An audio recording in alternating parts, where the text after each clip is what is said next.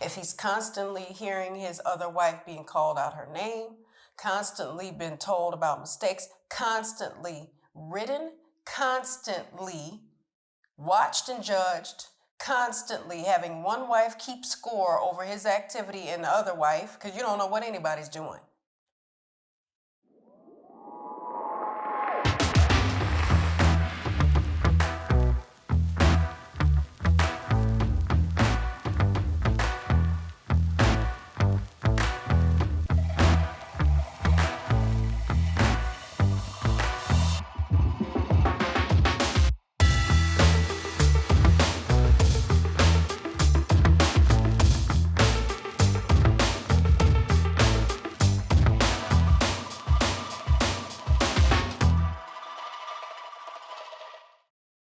Assalamu alaikum, peace. It's Fatimah, Coach Fatimah, 1/3 of Outstanding Personal Relationships and co-author of the book, Let's Talk Polygyny Uncensored.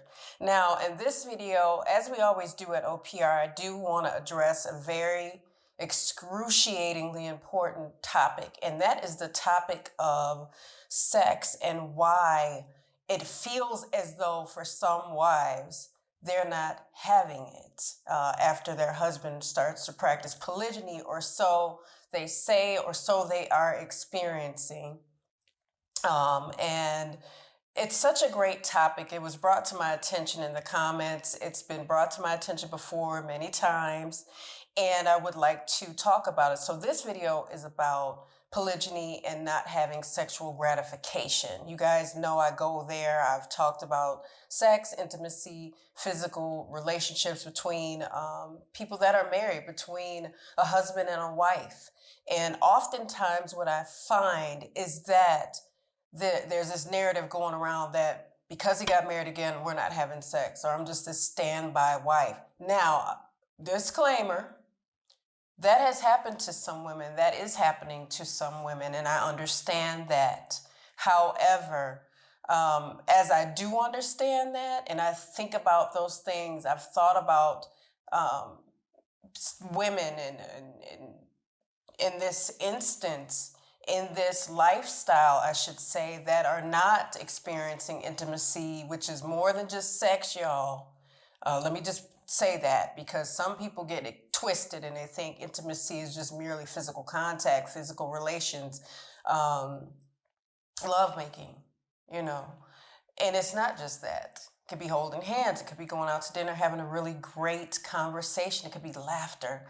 It could be a dance. It could be a walk. It could be anything that brings you closer to your spouse. So let's get into the topic at hand. I know polygyny does get this negative cloud around it when we start to talk about sexual activity with husbands and wives and having sex and making love and everything that has to do with it. And a lot of wives are left with, oh, he's not having sex with me because he's married. He's got somebody else. That's why. And then we escape the facts oftentimes, or we just ruminate on that specific thing. We don't go, okay, mood has a lot to do with it. Shout out to my grandmother. She used to tell me, and you guys have to excuse my little cough. I am asthmatic and I'm in a dusty place with a lot of dirt flying around, so you'll hear me cough a little bit. So forgive me on this video. She said to me, this is when I was a young wife, the younger wife, because I'm not old, y'all, but a younger wife. And she said, men's sex is in their head. And I'm like, what is she talking about? My grandmother talked to riddles.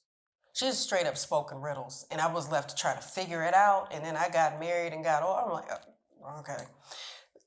What she meant was that if the communication is not there, if the marriage is not healthy, if there's stressors, if there's so many different things, because we actually did talk about it later on in my life. I'm like, Grandma, what was you talking about, girl? she told me, so much can be on the mind that it just does not happen.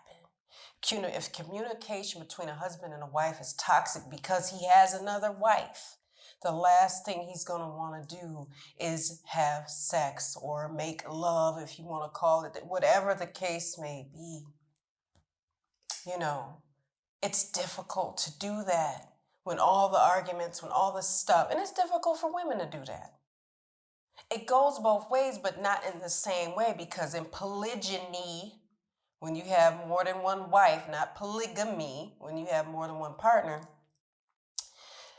the man has to think about the communication. And Coach Nazir has talked about this before too, and he trains actually, not just speaking on a video about the different things that men or husbands must go through or be to be in polygyny or practice polygyny. I learned that being in polygyny and practicing it, there's two different things. Practicing it is doing the best that you can every single day. Being in it just means you there with two wives and you're not doing your part, and I have to go get on some of the guys about that as a wife and as someone that does coach in the arena of polygyny and marriage. What happens is if one wife is going about the other constantly, I mean, this obsession with saying something negative or obsessing over what's negative in their own monogamous marriage, because the two women are monogamously married to the same man, for clarification. So there's no sex going on between the wives in polygyny. I'm a practicing Muslim. There's no, again, marriage between myself and my co-wife. She said the same, because it's not. Now, back to what I was saying. It's difficult to become intimate when so much is going on and so much. There's no consistency. So there's no good behavior consistently within the marriage. Okay? So when you're at it with your spouse, and wives are going at their husbands, going, I don't care what he does, and it's okay, and he's trying, it ain't never right. Or you calling him out his name or hitting him or always bringing up the mistakes that he's made in the past, just constantly bringing up the past, well, I don't like when you did this. I didn't like when you did that. I didn't like that she was at Eid, which is our religious celebration for the end of Ramadan, which it's the month of Ramadan. So Ramadan Mubarak to my Muslim audience and supporters of OPR. And salams to you all. He has a right to have his wives at something that is for family and that is an act of worship. See, a lot of men want to scream from the rooftop that they have another wife, but the society that we're in does not support that action. So if he wants to bring her to Eid, if he wants to do this, if he wants to do that, he wants to bring his family. He doesn't want to just bring one or two. He wants to bring his family. A lot of men do, and if they don't, maybe they're not ready yet. Maybe everybody doesn't know what's going on yet, and I understand that too. And we've spoken about that. We've trained about, keeping things private and doing things or coming out into the community with polygyny at the proper time where your family's kind of comfortable. Now, with that being said, though, for clarification, sometimes a husband is not going to just wait till everybody's ultra comfortable to go, okay, everybody comfy? Everybody happy? Everybody ready? Because that day might not come. And then he's met with, I don't get to experience Eid with my family. I know they're great people. I love them. I want my children to be together, but my wives are not having it. And he might say, you know what, this year we're going to go to Eid. And your co-wife will be there. My other wife will be there. We're going to be there. I'm not saying you all got to be best friends, but we're going to be there. We're going to take our children out, let them have fun, let them play. And those things take its time. It took time for my family. It took time for us. But everybody was willing to go, okay, how can we make this the best that we can make it? Because it's not going to be like it was before, because that was monogamy. But I get to have my own marriage, and my co-wife gets to have her own marriage. And that's the beauty. And one doesn't go off and bleed into the other. Because you got to create those healthy boundaries, remember? That's what I was talking about before. So if there's not intimacy, if there's not sex being had between a husband and his wife, There's more to do with it than parts. The parts that fit, it goes beyond just that. Because if communication is toxic, if there's always an accusation, if there's always hell in the house, if there's always those things, you're not going to want to exchange energy with that. Wife might not want to. Husband, he ain't going to want to. You know. Are we supposed to cover one another in that way? Yes. Are we supposed to live in kindness as Muslims? Yes. I would hope everyone is living in kindness. But there's different rules, regulations, and I love it because it holds us all accountable. And if you're not Muslim, that's okay. You got to have some boundaries. You got to have some rules, some regulations, some ways to treat each other. But mistreatment is not going to get you in the bed with your spouse. And some might say, you know what, I need him for the physical part. I just need him to make love. I need him to have sex. I need him to crawl up on top of me, do what he's supposed to do. Be a man, be a king, do it. If a man thinks that all he's good for is his parts that are between his legs, not for his heart, not for his brain, not for his inner spirit, his inner beauty, then he won't want to have sex with his wife or wives separately. He won't want to do that because all I am to you is a body. And any king, any husband, right? We're not worshiping them, right? We know that. We say king, we say queens lovingly, but no one is above anyone else. But when we say that, they don't want to feel like a piece of meat, just like we don't want to feel like a piece of meat.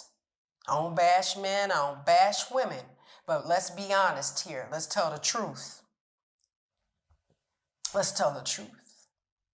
Because if he thinks all he's good for is his wallet, his parts, and I just need you to be in the house with me because I'm lonely. Don't talk to me though. That, if he's stonewalled, he's not going to want to. If he's constantly hearing his other wife being called out her name, constantly been told about mistakes, constantly ridden, constantly watched and judged, constantly having one wife keep score over his activity and the other wife, because you don't know what anybody's doing. Because people should not invite each other into each other's bedrooms. That's a private area. Okay, so we can't make anybody do anything. However, don't expect intimacy, love-making sex with your spouse if there's a constant,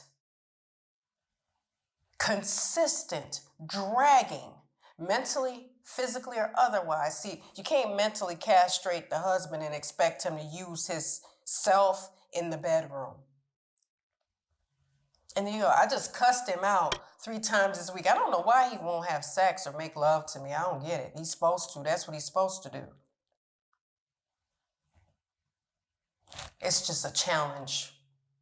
Maybe he can. Everybody ain't the same. But when you keep getting your heart broken, because see, we think because they're male, they don't get their heart broke.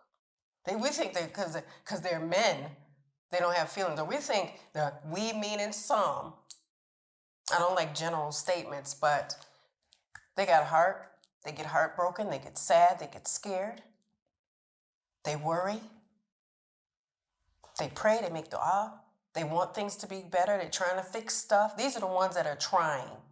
Because see, we're not talking to the ones that's not trying. I'm not. Because they've made a decision not to. So I don't waste my breath. I don't sign up for that class. But if they're confused, if they're worried, if they wish for something to be as best as it can be, and they just don't have all the resources or all the answers, you can point them to Coach Nazir. Point them to his videos. Watch all the videos on OPR, not just mine, not just his, not just my awesome coach and co-wife, Coach Nyla. Don't just watch just a few. Watch them all. It's beneficial knowledge. Okay? So remember, the next time that you're not getting sex or getting made love to or having any form of intimacy whatsoever, think of possible causes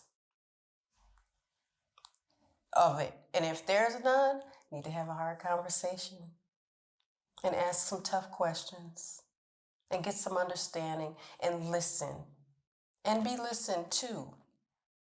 So I hope you guys got some gems from this video. I had to go there. I don't mind going there. Doesn't bother me one bit because it needs to be said. It has to be said because it's talked about. Let's coach, let's train about it. Let's make videos about it. Let's open up the conversation. So in the comments, we're going to put healthy communication because we want healthy communication because people communicate all the time and it's absolutely can be unhealthy, right?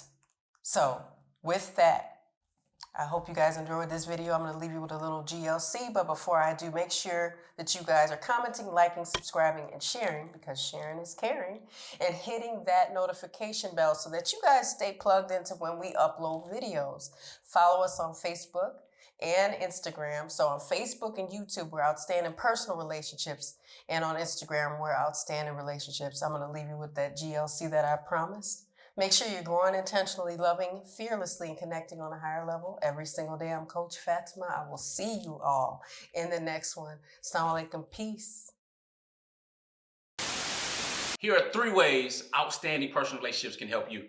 Make sure you guys are following us on our social medias at Outstanding Personal Relationships on YouTube and Facebook, and on IG at Outstanding Relationships, and also Clubhouse under our names. And make sure you go to outstandingpersonalrelationships.com and sign up for our email list. And there you will get updates on our new book, Let's Talk Polygyny Uncensored. Absolutely. And last but not least, when it comes to coaching or counseling, if you want to work with us one-on-one or in group settings, make sure you're on that website and reach out to us because we do have very limited spots and we usually have a wait list. So with that being said, GLC. Make sure you are growing intentionally, loving fearlessly, and connecting on a higher level every single day. Assalamu alaikum. Peace.